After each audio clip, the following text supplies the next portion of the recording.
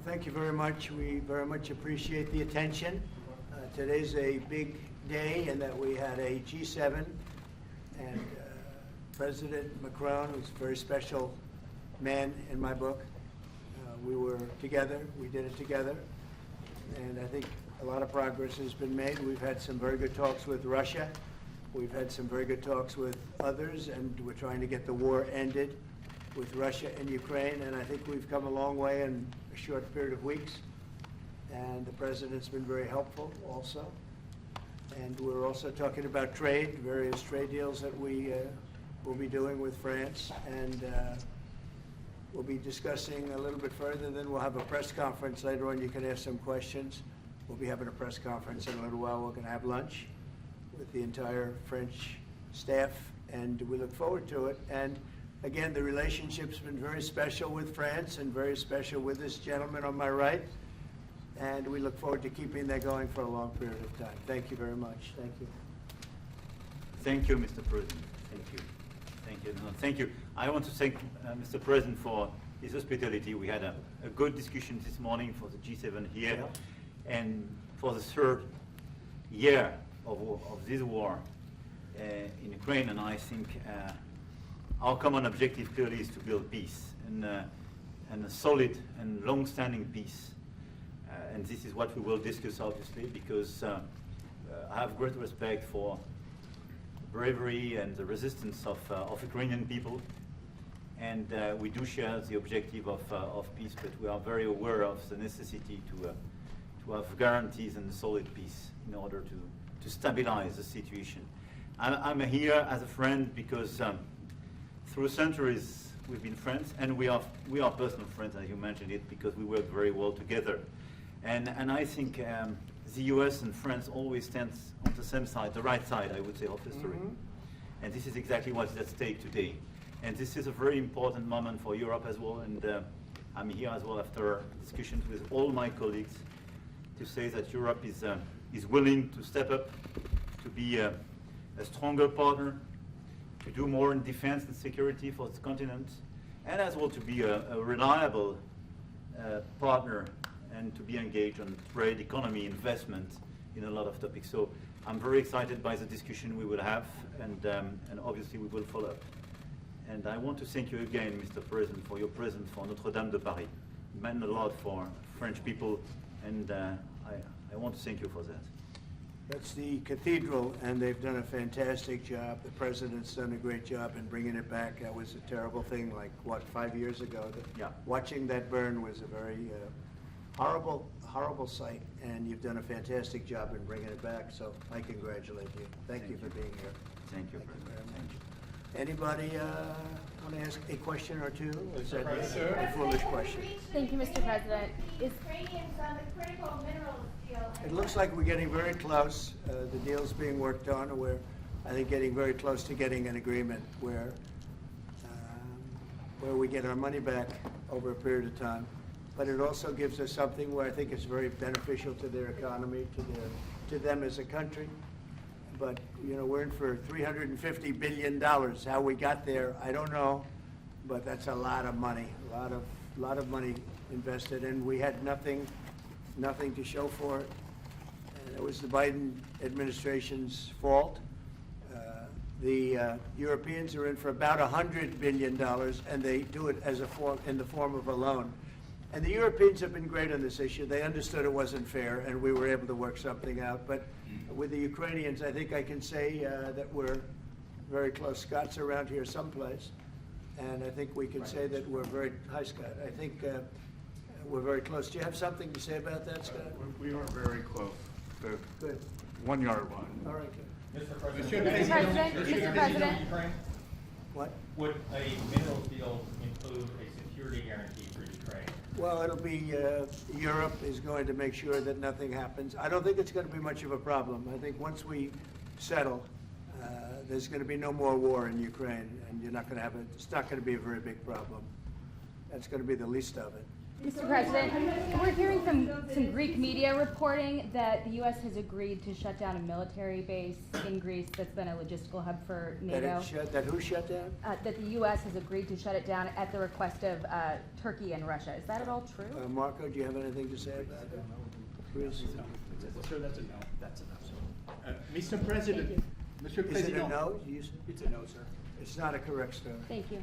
Mr. President, how do you react to people in Europe who say that you are abandoning Ukraine and that you are going to sacrifice the security of Ukraine by making a deal with Vladimir Putin? Now, we're helping Ukraine like nobody's ever helped Ukraine before. And I can say this, if I didn't become president, Ukraine would right now still be at a level where there would be no even thinking about a peace. And it was, it's a sad thing that this happened. This would have never happened, this war, if I were president. Zero chance. And it has happened. So my function is to get you out of the war, get them out of the war, let them live. It's a bloody war, it's a horrible war. Thousands of people are being killed a week. And I would say Russia, maybe 700,000 people.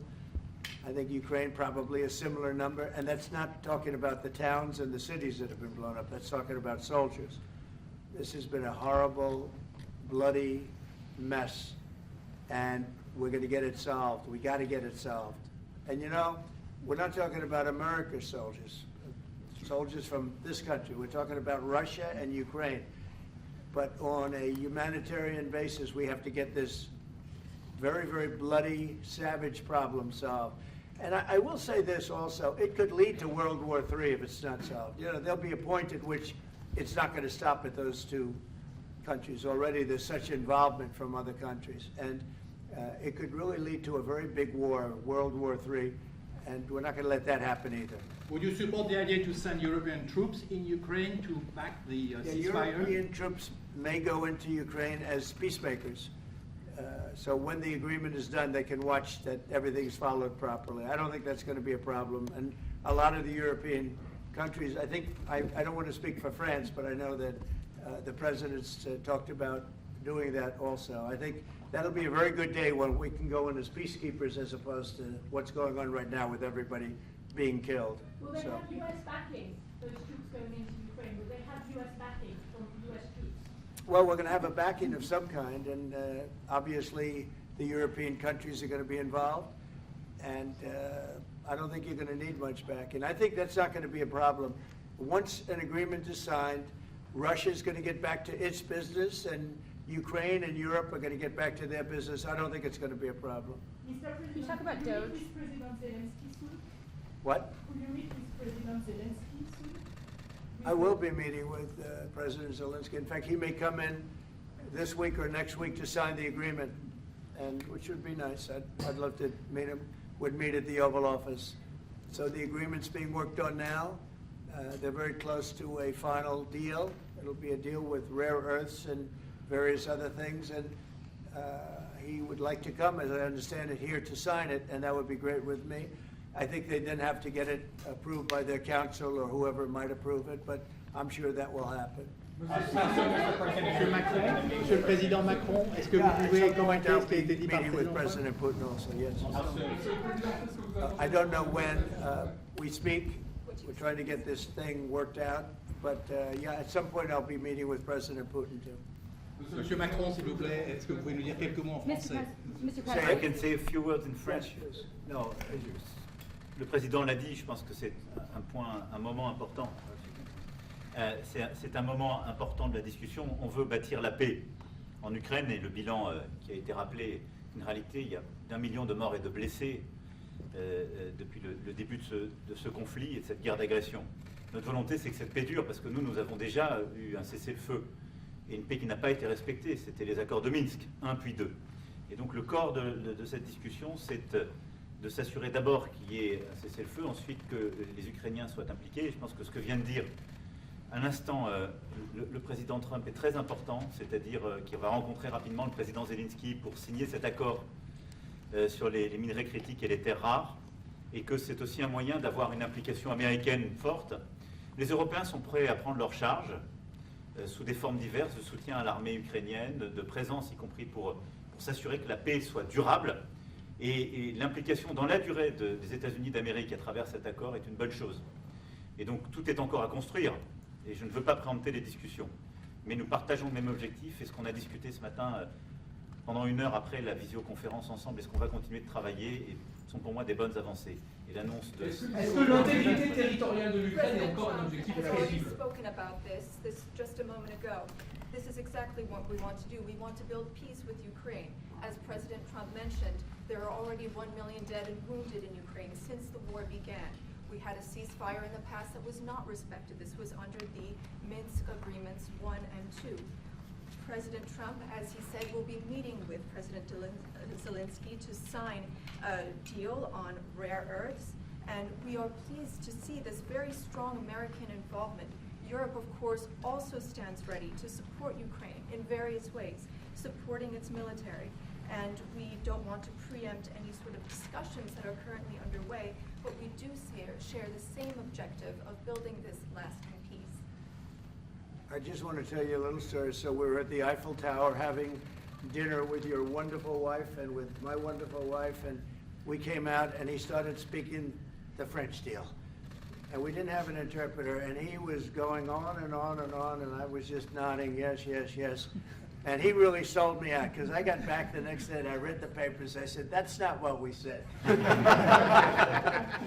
He's a smart customer, I will tell you that. Sure. How would you President, modify, ask you about That was how would you exactly modify what your we agreed. relationship? Mr. President, you called Zelenskyy a dictator. Would you use the same words regarding Putin? I don't use those words lightly. I think that we're going to see how it all works out. Let's see what happens. I think we have a chance of a really good settlement between various countries. And, you know, you're talking about Europe, and you're talking about Ukraine as part of that whole situation. The other side has a lot of support also. So let's see how it all works out. It might work out. Look, you can never make up lives. The one thing you can make up the money, but you can't make up the lives. A lot of lives lost. I think probably a lot more lives than people are talking about. It's been a rough war, but I think we're close to getting it solved. Go Question ahead. about Doge, sir.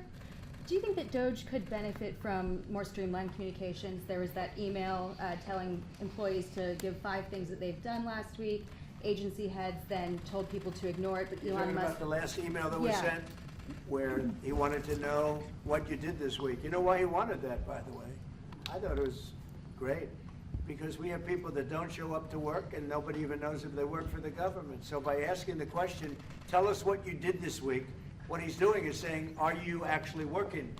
And then if you don't answer, like you're sort of semi-fired or you're fired, because a lot of people are not answering because they don't even exist. They're trying to find, that's how badly various parts of our government were run by, and especially by this last group. So what they're doing is they're trying to find out who's working for the government. Are we paying other people that aren't working? And, you know, where's all that, where's the money gone? We have found hundreds of billions of dollars of fraud so far, and we've just started. We're actually going to Fort Knox to see if the gold is there, because maybe somebody stole the gold. Tons of gold. Some of the agency So heads... I think it was actually, there was a lot of genius in sending it. We're trying to find out if people are working. And so we're sending a letter to people, please tell us what you did last week. If people don't respond, it's very possible that there is no such person or they're not working. Some of the agency heads instructed their employees not to respond because they were waiting on further guidance, but Elon Musk's tweet said a failure to respond would be taken as a resignation, so there's been a disconnect in communications. Yeah. Are you concerned at all about Only, that? no. That was done in a friendly manner. Only things such as perhaps Marco at State Department, where they have very confidential things, or the FBI, where they're working on confidential things. And they don't mean that in any way combatively with Elon. They're just saying there are some people that you don't want to really have them tell you what they're working on last week. But other than that, I think everyone thought it was a pretty ingenious idea. We have to find out where these people are. Who are they? And we said, if you don't respond, we assume you're not around.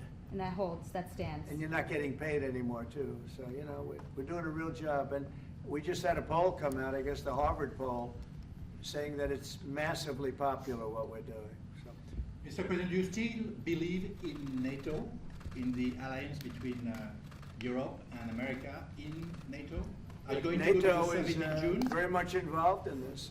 When I first got elected at the very beginning, first term, I got hundreds of billions of dollars put into NATO. NATO had no money because they hadn't paid for years. And I said, look, if you don't pay, we're not going to be a part of NATO. We're not going to protect. We're not going to do what we're supposed to do. And we took in hundreds of billions of dollars into NATO. No, NATO is a good thing if it's done properly and if it's used properly. Mr. President, in these days you speak a lot about the tariff in Canada, in Mexico, and in Europe. I want to know what is your idea about Italy, if you want to make the same thing in Italy. What? Can you talk up a little louder? In these days. No, louder. Can you talk a little louder? You have a beautiful voice, but you're not. In these days you speak. Where are you from? Italy. From Italy. Oh, I love Italy. Go ahead. I want to know if you have the same idea with Italy about tariff. Well, look, I love Italy, and Italy is a very important nation. We have a wonderful woman as your leader, and she was on the conversation today, one that we had, the G7. And no, I think Italy is doing very well. I think Italy's got very strong leadership with Georgia. Monsieur le Président, qu'est-ce que vous répondez au président Trump qui a dit que les Français et les Britanniques n'avaient pas... Any other questions over here? Yes, ma'am. Can you clarify what you meant in your truth today on the major economic development transactions between the U.S. and Russia? In more detail? With respect to what, Russia? In solving a peace deal, you said there will be major economic development transactions which will take place between the United States and Russia. Yeah, we're trying to do some economic development deals. They have a lot of things that we want, and we'll see. I mean, I don't know if that will come to fruition, but would love to be able to do that if we could. You know, they have massive rare earth. It's a very large, it's actually the largest in terms of land. It's by far the largest country. And they have very valuable things that we could use, and we have things that they could use, and it would be very good if we could do that. I think it would be a very good thing for world peace and lasting peace. Well, I mean, our first, by far, our first thing that we want to do, the first element of the overall transaction is ending the war. But if, just as we're doing with Ukraine, if we could do some economic development in terms of Russia and getting things that we want, something like that would be possible, yes.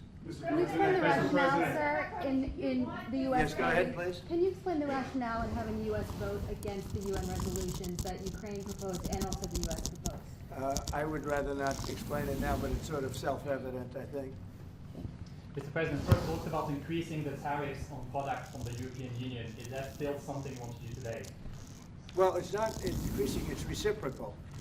So whatever they charge us, we're charging them. So it's not a question of increasing. If they charge us 20%, we charge them 20%. If they charge us 30 or 40%, then we do that too. So that would be on European Union, but that really would be with respect to everybody. It's reciprocity. So reciprocal. Whatever they charge us, we charge them. Nobody has a problem. Even you, I see you don't have a problem anymore, right? Mr. President, are you thinking of going to Moscow soon, maybe in May for the 9th of May for the anniversary? I mean, not soon, but I would be certainly, if this all gets settled out, which I think it will, sure, I would go there. On the 9th of and May? you'd come here too. On the 9th of May on the Red Square?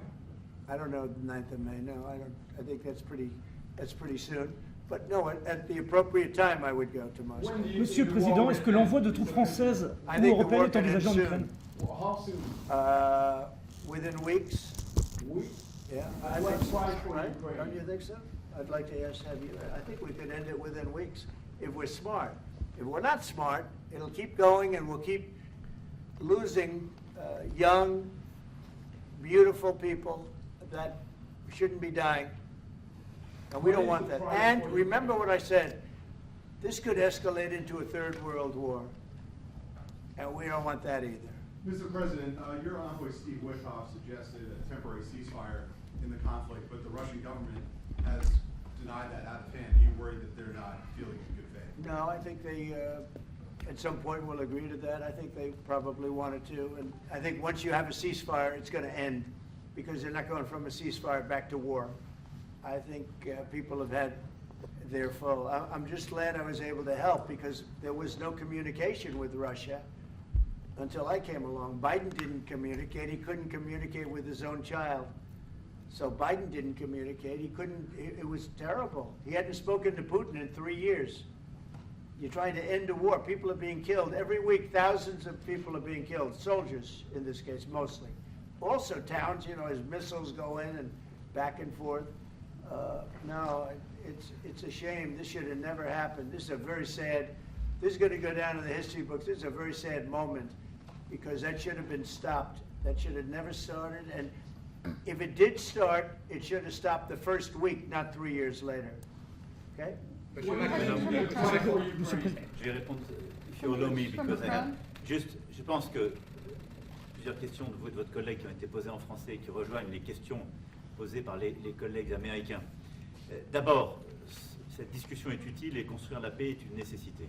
La deuxième chose, c'est qu'il y a aujourd'hui une capacité de dissuasion qui est restaurée et que c'est ce que veut dire le président Trump quand il dit qu'il n'y aura plus de problème. Je pense que la force du réengagement américain aujourd'hui, c'est en quelque sorte l'incertitude aussi pour le président Poutine. Et donc il y a une capacité de dissuasion qui est là, qui permet de sceller d'abord sans doute une trêve, la capacité à vérifier que cette trêve est respectée, et ensuite un accord de paix qui permettra de reconstruire l'Ukraine, mais de lui apporter aussi les garanties de sécurité. Dans le cadre de ces garanties de sécurité, nous pensons que nous avons notre rôle à jouer. Et donc, on verra à ce moment-là de la discussion, je ne veux pas la présenter, ce qui est nécessaire pour que l'Ukraine puisse rester un pays souverain. Et d'ailleurs, dans les discussions entre l'Ukraine et les États-Unis d'Amérique, il y a cette question d'une souveraineté ukrainienne qui est respectée. Et donc, nous, ce que nous avons préparé en particulier avec nos partenaires britanniques, dans le cadre d'un travail très étroit qu'on a mené ces dernières semaines, et partagé avec tous les pays européens et alliés qui sont prêts à s'y joindre, c'est l'idée de dire on est prêt à apporter ces garanties de sécurité. Les conditions, elles doivent en être définies. Par l'envoi de troupes. Elles doivent être définies par l'accord. Ça peut aller jusqu'à l'envoi, comme l'a dit le président, de troupes qui iront observer que la paix est bien respectée, qui iront se positionner, pas sur la ligne de front, pas pour justement, en quelque sorte, être dans le conflit, mais marquer une présence comme une garantie. Il y a d'autres moyens de soutenir qui peuvent être des soutiens accrus et capacitaires à l'armée, des structures nouvelles. Et je pense aussi que l'accord qui est discuté, le président l'a dit, la crédibilité américaine qui est mise dans ce moment, c'est aussi montrer que chacun est dans son rôle, mais que nous avons une unité, Européens et Américains, et donc avec une forme de garantie que les Américains prennent par la discussion sur les minerais critiques qui sont en train de finaliser. That is the most beautiful language. I have no idea what he's saying, but that is the most elegant, beautiful language. Go ahead, please. This is a question that was asked by several. What we need to do is make sure that we are building peace. We have Could you speak up, please? We have deterrence capabilities that have been restored. As President Trump said, there won't be any more problems. We've seen the U.S. re-engagement and the message that that sends to Mr. Putin. We have deterrence, which will allow a truce to take place, verification of that truce, and then a peace agreement can be put in place so that we can start rebuilding Ukraine with security guarantees. And we have a role to play in that. Again, I'm not preempting any discussions, but we've spoken about Ukraine's sovereignty, and that has been a subject of discussion between the U.S. and Ukraine. We have also been working closely with our British partners this week. We've shared this information with other European countries, and we are ready and willing to provide those security guarantees, which could perhaps include troops, but they would be there to maintain peace. They would not be along the front lines. They would not be part of any conflict. They would be there to ensure that the peace is respected. Our assistance may include other capacity building, perhaps for the military. We see U.S. credibility here. We each have our role to play, but it will be done in a united fashion. Mr. President, do you think that Ukraine should give up a part of its territory? Well, we're going to see. It's a negotiation that's just starting, and you know they've been fighting, and there's been a lot of land that's been taken. So we'll have to see how that works out. That's part of the negotiation. I will say there was great unity in that room today. You know, we were via Skype or whatever, but it was great, tremendous unity today in that room with the other countries. Ukraine wants France to going take to- their territories back. Can they take it back? What they lost in the past years? That's not an easy thing to do, is it, right? It's not an easy, you know, just asking whether or not you can take back the land that they lost. And I say that, yeah, perhaps some of it, yeah, I hope so. But that's not an easy thing to do. But not For everybody. Macron on the frozen It's Russian going to be assets. something we're talking about. Will you For convince Macron Vladimir on the Putin front- to accept the European troops as peacekeeper, would you think? Yeah, he will accept that. He will accept I've that? asked him that question. You talked to him? I've asked him that question. Is said France yes? going to lift the block on the Because 300 he's billion? not, look, if we do this deal, he's not looking for more war, he doesn't mind, but I've specifically asked him that question. He has no problem with it. Is France going to lift the block on the 300 billion in frozen Russian assets in Belgium? France has opposed unfreezing it to pay Ukraine and compensate the U.S. for its support. Is France going to lift its opposition to that? This is, I mean, we speak about frozen assets. We already used them to back precisely the loans negotiated at the G7. And it's part of the sanctions, so it will depend on the follow-up of the discussions. But clearly, we respect international law. It's just frozen assets now. You can take the proceeds of the frozen assets, but you cannot take the assets themselves because it's not respecting international law, and we want to respect international How law. is one different than the other? You can take the proceeds from it, how can you not take Because the it's assets? very different. You keep the assets, you take the proceeds because they are paralyzed in a certain way. You take the proceeds during the wartime, but you keep the assets, and it's part of the negotiation at the end of the war. Because, I mean, this war costed all of us a lot of money. And this is the responsibility of Russia, because the aggressor is Russia. Should the U.S. be compensated? So at the end of the day, this frozen asset should be part of the negotiation, all in all. Will France support the U.S. being compensated? I support the idea to have Ukraine first being compensated because they are the ones to have lose a lot of their fellow citizens and being destroyed by these attacks. Second, all of those who paid for could be compensated, but not by Ukraine, by Russia, because they were the one to aggress. Again, just so you understand, Europe is loaning the money to Ukraine. They get their money back. No, in fact, to be frank, we paid 60% of the total effort, and it was through, like the US, loans, guarantee, grants, and we provided real money, to be clear. We have 230 billion frozen assets in Europe, Russian assets, but this is not as a collateral of a loan because this is not our belonging. So they are frozen. If at the end of the day in the negotiation we will have with Russia, they're ready to give it to us, super. It will be loan at the end of the day and Russia will have paid for that. If you This is my believe wish. that, it's okay with me. Mr. President. They get their money back, we don't, and now we do. But, you know, that's We will only fight fair. both. Mr. President, should be more money. Russia should be the one that pays everybody back. Are they the aggressors? Well, we're negotiating everything, and everything's on the table, and we'll see if we can get some land back, and we'll see about a lot of different things. And we're gonna be making a little speech and say a few words in a little while. We're gonna have another meeting, a luncheon meeting, and we'll see you in about 2 hours. Okay? Thank you very much, everybody. Thank you.